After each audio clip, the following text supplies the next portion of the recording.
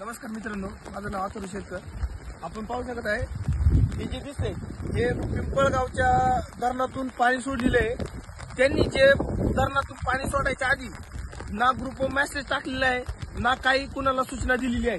त्यांनी अचानक पाणी सोडलेलं आहे आणि एवढ्या जास्त प्रमाणात सोडलेलं आहे. इथं आता तामताच्या बागेत बरेच जण जे फ्लावर कुबीचे जे बाग आहेत ते अख्खं पाण्यात गेलेले आहेत. जी पाऊस 27-28 ला पाऊस येणार आहे याची माहिती ही आपल्याला 10-12 दिवस आधीच कळून जाते. शेतकऱ्यांना सांगितलं असतं का बाबा 27-28 ला पाऊस राहणार आहे.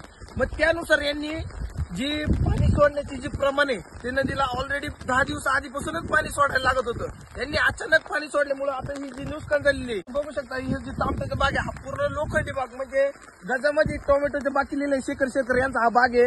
हा पूर्ण जो आहे पुराच्या पाण्यात गेलेला आहे. 1 एकरचा प्लॉट आहे जवळ.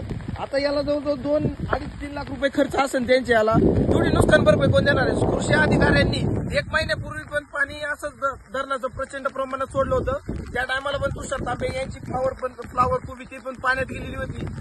जे धरणाचे जे अधिकारी आहेत यांची साफसूफ म्हणजे यांची डायरेक्ट चूक आहे का? यांची पाणी सोडण्याच्या आधी हे सर्वांना सूचना करायला लागत होती का आम्ही पाणी सोडणार आहे किंवा काय. एखाद्या या एवढ्या पाण्याच्या प्रचंड वाहात एखादं वाहून गेलं माणूस तर त्याची पण कोण सांगणार आहे? आता कोण वाहून गेलं किंवा असन किंवा नसन, पण हे कोणाला समजणार आहे का?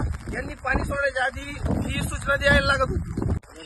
हे जे धरणाचे जे पाणी सोडण्याचं जे नियोजन आहे हे म्हणजे धरणाचे जे साहेब लोक असतात हे त्यांच्याकडे ऑलरेडी 1-1.5 महिन्यापूर्वी त्यांनी पाण्याचे जे प्रमाण जे आहे ते थोडं थोडं सोडायला चालू करायला लागत होतं. हे एकाच दिवशी प्रचंड प्रमाणात सोडून जी ही नुकसान झालेली आहे, हे जे नुकसानीला आहे ना कारणीभूत आहेत ते धरणाचे जे अधिकारी ते आहेत. कारण त्यांनी एकाच दिवशी प्रचंड प्रमाणात पाणी सोडून दिलेलं आहे. त्याच्यामुळे ही टोमॅटोची किंवा फ्लावरची कोणत्या शेतकऱ्याची कोबीची ही सगळी नुकसान झालेली आहे. तरी तुम्ही सर्वांनी याच्यावर लक्ष देऊन त्या अधिकाऱ्यांची भेट घ्यावा.